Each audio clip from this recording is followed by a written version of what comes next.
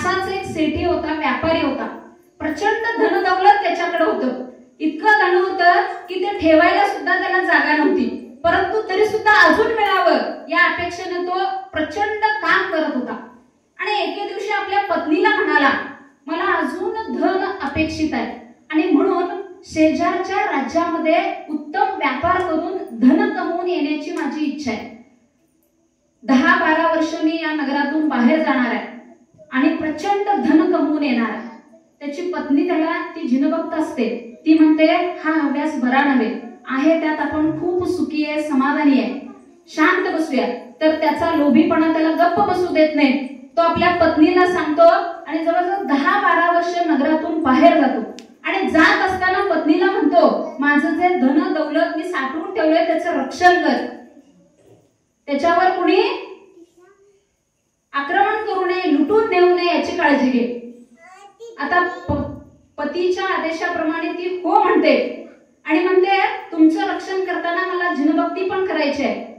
मला एक सुंदरशी वीणा आणून द्या आणि त्या वीणेच्या माध्यमातून मी जिनभक्ती करेन. माझ्या जिनभक्तीमुळे तुमच्या सर्व संपत्तीचं रक्षण होईल.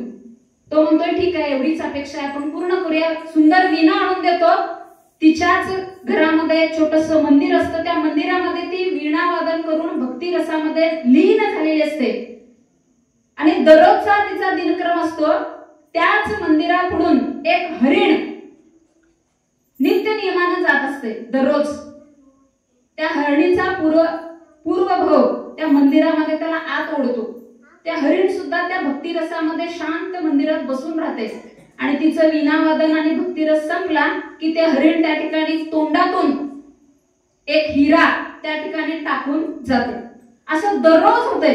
दररोज न चुकता तिचं वीणावादन भक्तिरस चालू झाला, हरिण येणार, हरिण ते तल्लीन होऊन ऐकणार आणि तोंडातून एक हिरा टाकणार, निघून जाणार. ती हिरा माझा आहे असं न म्हणता ती उचलणार. त्या सेठीची पत्नी एका खोलीमध्ये ठेवणार.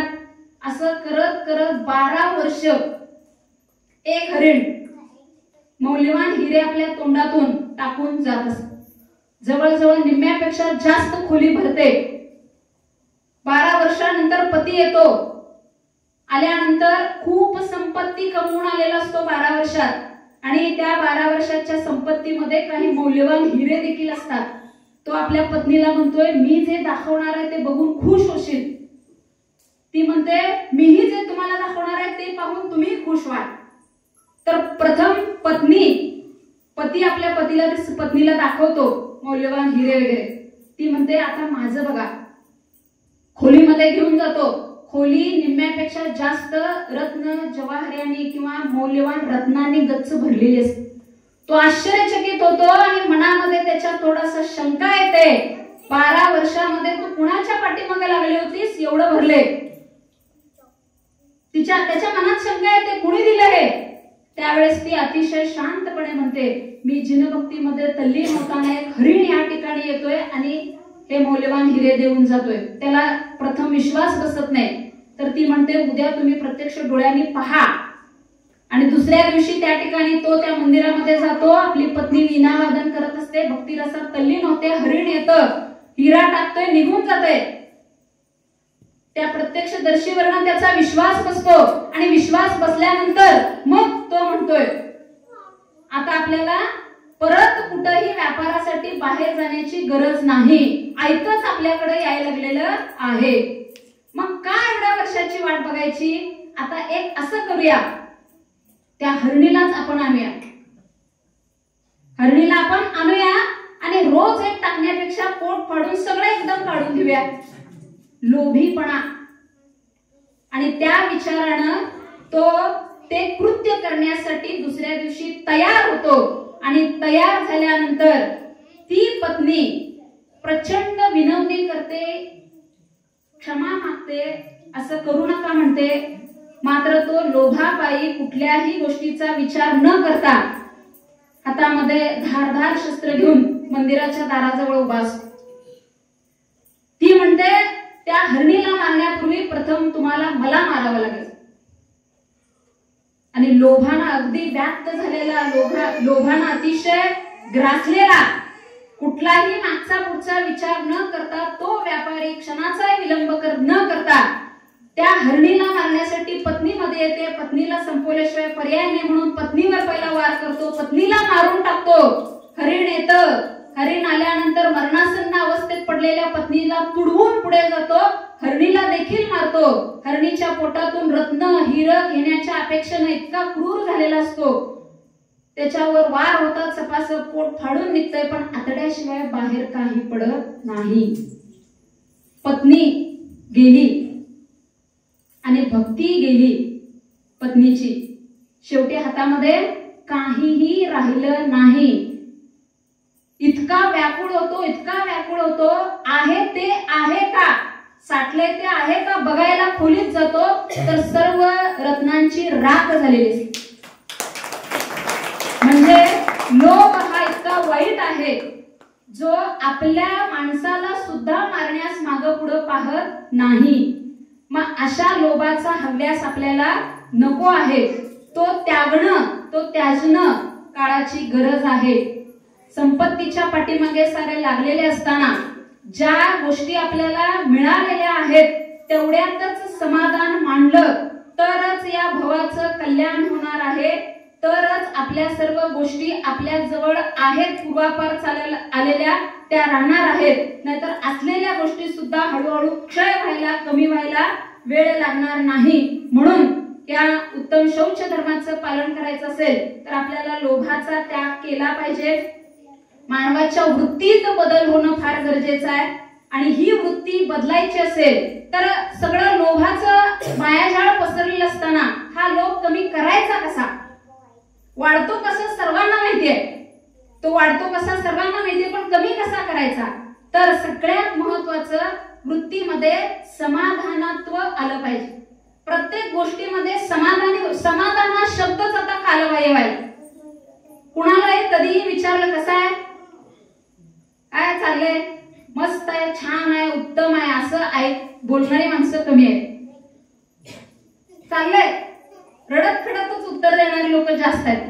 तर समाधानी वृत्ती आपली असावी. जे आपल्या नशिबानं, आपल्या कर्मानं आपल्याला जे मिळालेलं आहे ते टिकवून ठेवणं, त्यात समाधान राहणं गरजेचं आहे. तुलना टाळली पाहिजे. तुलना, लोभ वाढतो कसा, आज कुणाच्या घरामध्ये एखादी वस्तू आली तर ती माझ्यात कधी येईल. गरीब श्रीमंतीची तुलना, उच्च नीचतेची तुलना आणि बाह्य गोष्टीची तुलना, प्रचंड बाह्य गोष्टीची तुलना होत असते. आज दुधगावात मे महिन्यात पंचकल्याण पूजा झाली, सुंदर संवाद झाले. आज पर्यशन पर्व कालामध्ये या ठिकाणी दशधर्माची पूजा होते, षोडशकारांची पूजा होते. या पूजेमध्ये बसलेला असताना किती पूजेकडे लक्ष आहे आणि किती शेजारी बसलेल्यांच्या तुलना होते. ही तुलना जोपर्यंत कमी होत नाही, द्रव्य पूजा सांगितले त्याच्यापेक्षा श्रेष्ठ भाव पूजा सांगितले. आणि द्रव्य पूजेत गुंतलेल्या माणसाला भाव पूजेकडे दुर्लक्ष होते. आणि भाव पूजेकडे दुर्लक्ष झालं तर देव पावत नाही. देवाला पाव पाव म्हणून किती म्हणायचं, भावच नाही तर कसा पावणार. आणि आम्ही एवढे धर्म केले, एवढं दान केलंय, पण काय उपयोग नाही असं म्हणणाऱ्यांची संख्या वाढावी. तर ते निर्लोभीपणे व्हायला पाहिजे. म्हणून तुलना टाळा. तुलना टाळली तर निश्चितच आपलं आहे ना तेवढंच समाधान राहा. एकमेकाची तुलना करून ज्यांच्यात जे आहे ते माझ्यात येण्याची अपेक्षा अजिबात करू नये. दुसरा दान करा. दानानं वाढतंय, कमी होत नाही. जे आहे ते 4 आणे का होईना, 1 रुपये कमवत असाल तर 4 आणे दानासाठी निश्चित द्यावेत. साधेपणा सगळ्यात महत्वाचा. साधेपणा जर असेल तर अजिबात आपल्याला सगळ्या गोष्टी मला पाहिजेत, मीच त्या गोष्टीचा भागीदार आहे असं वाटत नाही. बाह्य सौंदर्याकडे वळलो की आपला साधेपणा कमी होतो. आणि साधेपणा कमी झाला की मग सर्व गोष्टी बाहेरच्या पसरलेल्या त्या माझ्याकडे याव्यात ही अपेक्षा वाढत जाते. आणि सगळ्यात महत्वाचं या पर्यशन पर्व काळामध्ये तर निदान ध्यान आणि चिंतन, अभ्यास, स्वाध्याय याच्यामध्ये थोडा वेळ दिला तर आपोआपच आपल्या मनातल्या कषायांना आपण दूर सारू शकतो. मनामध्ये असलेला माया असेल, मान असेल, लोभ असेल, क्रोध असेल याच्यावर नियंत्रण यावं असं वाटत असेल तर आपल्याला निश्चितच काय केलं पाहिजे, थोडा स्वाध्याय केला पाहिजे. जिनवाणीची स्तुती आपल्या तोंडातून आपण गायली पाहिजे, भगवंतांचं दर्शन घेतलं पाहिजे. सुंदर अशा या मळ्यामध्ये इतकं सुंदर मंदिर असताना आपण तिकडे येऊच नये, इतकं दुर्भाग्य आपण असू नये. जाता येता मंदिराचं, मानस्तंभाचं दर्शन करणं हे सुद्धा कितीतरी पुण्याचा उदय असल्याचं फळ आहे. अशा ठिकाणी आत येत असतानाचा रस्ता आम्ही बघितला तर अजूनही त्या ठिकाणी सुविधा नाहीत, पण इतकं आत आल्यावर सुंदर मंदिर आहे ते पाहून धन्य वाटल्याशिवाय राहत नाही. अशा रम्य आणि धन्य वातावरणात तुम्ही राहताय. त्यामुळं ह्या सर्व गोष्टीचा प्रतिकूल परिस्थिती तुम्हाला आहे, अनुकूल परिस्थिती तुम्हाला आहे आणि या अनुकूल परिस्थितीचा फायदा घेऊन जीवन व्यतीत केला तर मोक्षगामी आपण होऊ शकतो. स्वाध्याय तप करून. स्वाध्याय सगळ्यात महत्वाचा आहे, तो कुठेतरी कमी होत चाललेला आहे आणि म्हणूनच आपल्या समाजामध्ये खूप मोठ्या प्रमाणामध्ये धार्मिक आचरण करणारे धर्मानुरागी कमी व्हायला लागले.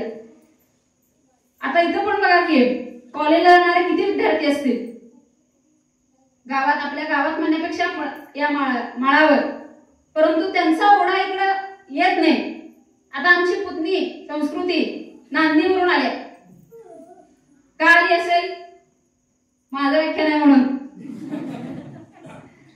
हा जो ओढा आहे हा ओढा कमी व्हायला लागला आणि हा कमी झालेला ओढा उद्या कुठल्या तरी ओढ्यात आपल्याला टाकणार. आपल्या समाजामध्ये आज म्हणून सर व्याख्यानं मी फार कमी केली. 8-10 वर्षामध्ये व्याख्यान कमी करण्याचं कारण आमच्या समोर बसलेली आमच्यापेक्षा मोठी माणसं त्यांना आम्ही ज्ञान देणं, आमच्यापेक्षा लहान जे आहेत ते इकडे येतच नाहीत. मोठ्यानंच आपण काय सांगायचं, स्वाध्याय करणारे, तप करणारे, प्रवचन सांगणारे, काही वेळेस मंदिरामध्ये दिवसभर बसणारे लोक आमच्या समोर आहेत आणि अशांना आपण सांगणं चुकीचं वाटतंय आणि म्हणून मंदिरात जिथं जिथं जाण्याचं योग येईल. आज एवढं भरलंय, बरं वाटलं.